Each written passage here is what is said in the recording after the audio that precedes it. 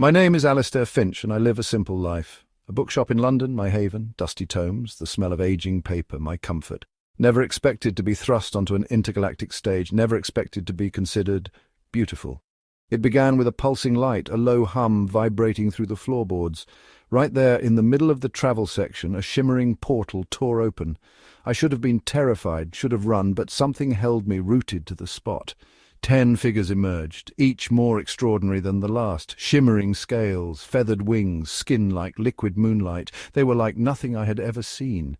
And their eyes, all fixed on me with an intensity that made my breath catch. My life as I knew it was over. The first to approach was Lyra, her skin a canvas of swirling nebulae. She moved with a grace that seemed almost otherworldly, her presence both calming and awe-inspiring. As she drew closer, the colours on her skin shifted and danced, creating patterns that were mesmerizing to behold. She introduced herself in halting English, explaining she was from a race that communicated through light and colour. Her voice was soft, almost musical, and each word seemed to carry a weight of ancient wisdom. She spoke of her home, a distant planet bathed in perpetual twilight, where the skies were always alive with the hues of dawn and dusk. Her people believed I was the embodiment of a lost constellation, a celestial map to guide them home. They had been wandering the cosmos for eons, searching for a sign, a beacon to lead them back to their origins. In me they saw that beacon, a living star chart that could end their long journey.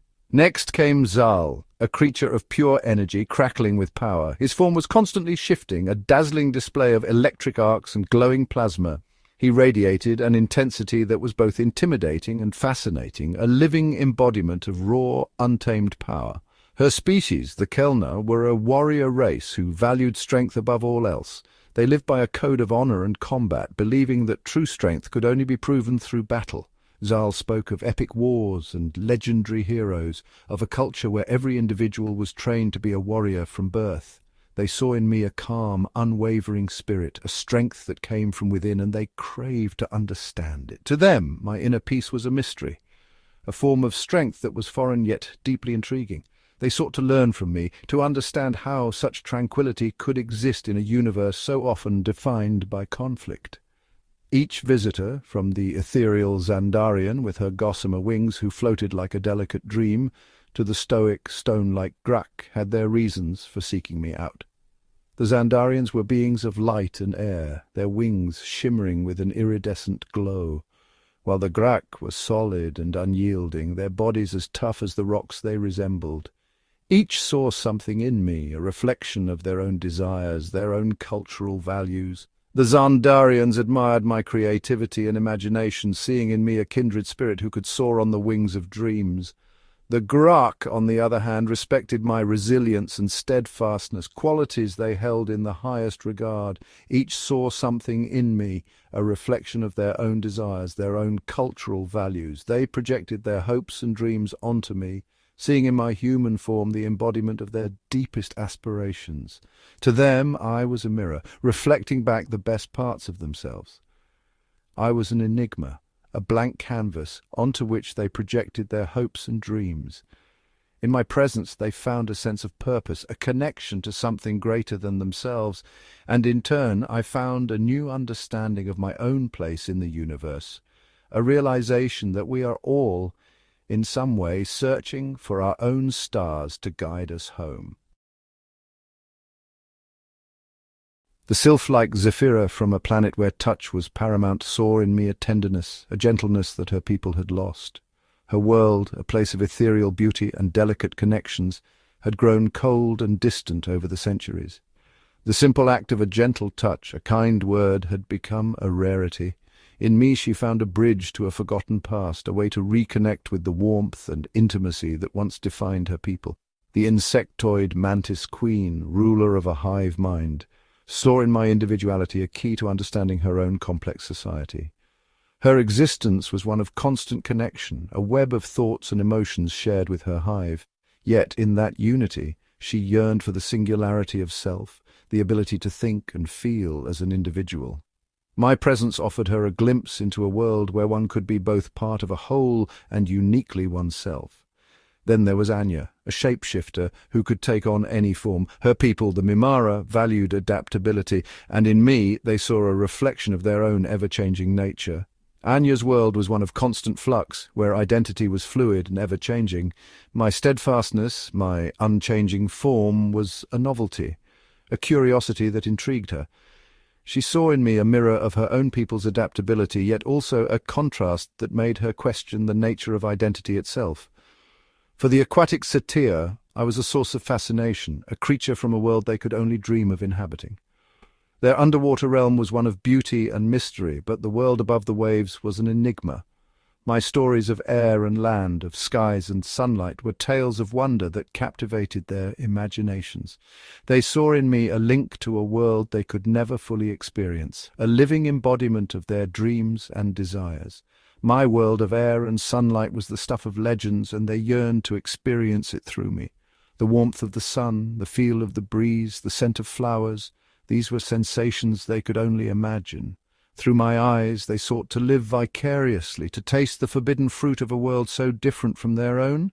My presence was a window to a reality they could only dream of, a tantalizing glimpse of the unattainable. The reasons were as varied as the stars themselves, a testament to the vastness and diversity of the universe. Each being, each world, had its own unique desires, its own reasons for seeking me out. Some sought knowledge, others companionship, and still others a connection to something greater than themselves. The tapestry of desires that wove through the cosmos was intricate and beautiful, a reflection of the infinite possibilities that the universe held. And I, Alistair Finch, the unassuming bookseller, was the object of their collective desire. In my small, quiet life, I'd never imagined that I would become a focal point for such a diverse array of beings. Yet here I was, a simple man from Earth caught in the web of interstellar fascination. My journey had only just begun, and the tapestry of desires that surrounded me promised adventures beyond my wildest dreams. A sense of unease settled over me as I realized the gravity of the situation. The air was thick with tension, and every breath felt like a struggle. I could feel the weight of countless eyes on me, each one filled with a mix of curiosity and determination.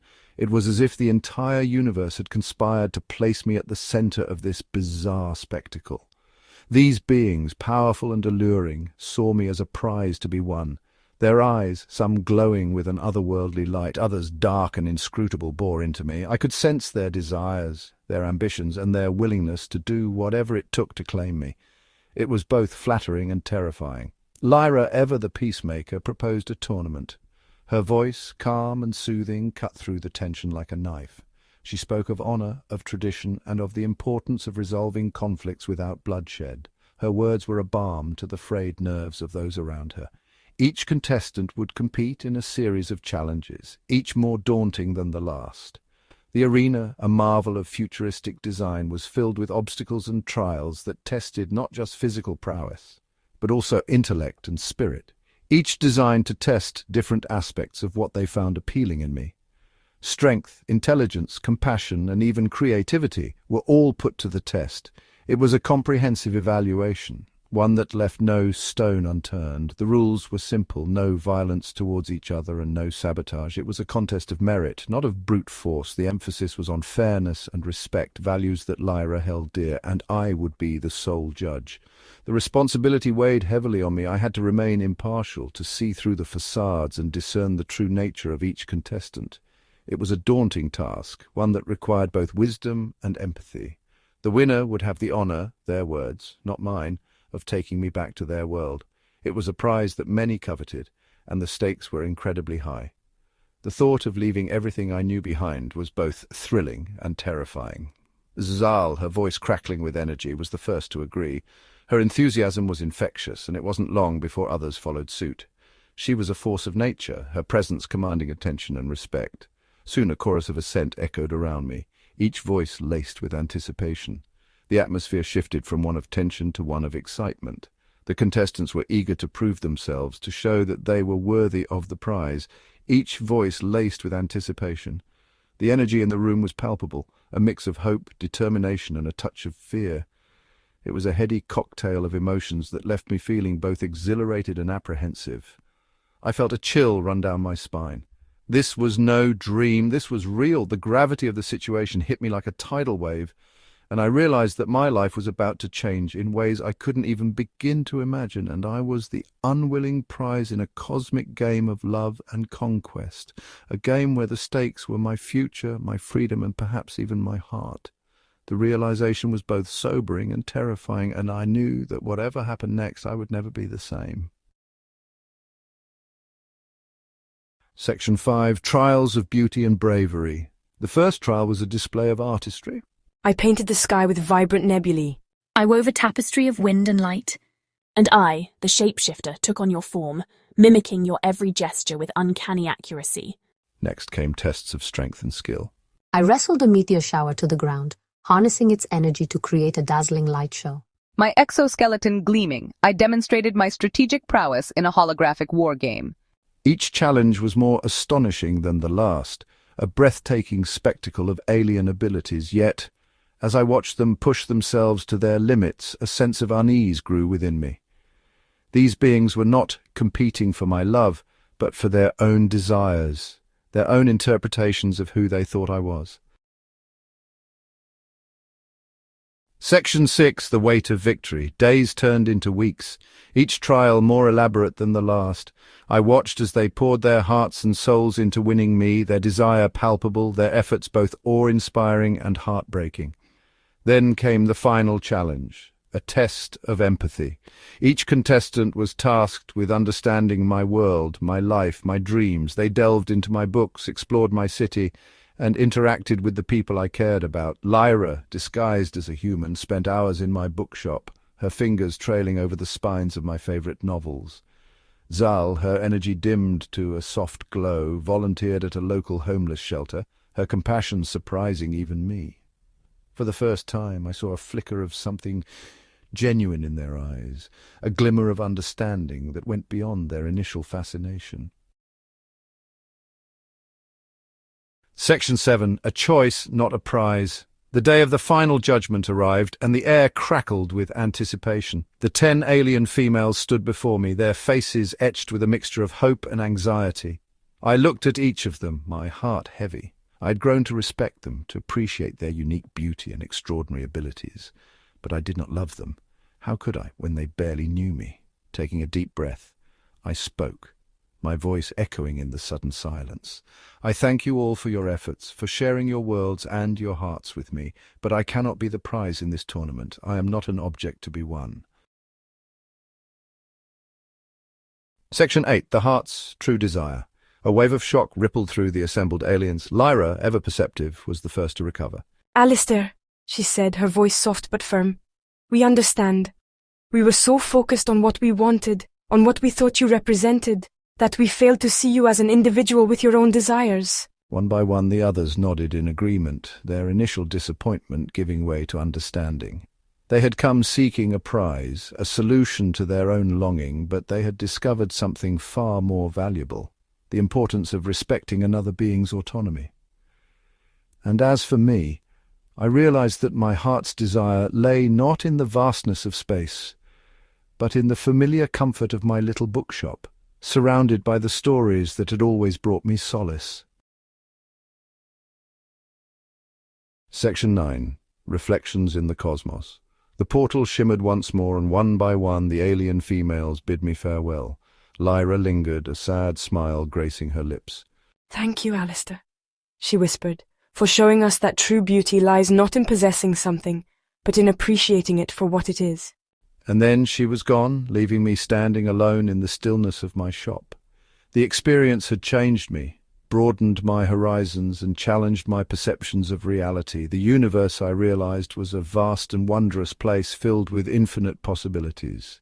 And while I might never fully understand the forces that brought those 10 extraordinary beings into my life, I would always cherish the lessons they had taught me about love, respect, and the importance of staying true to oneself.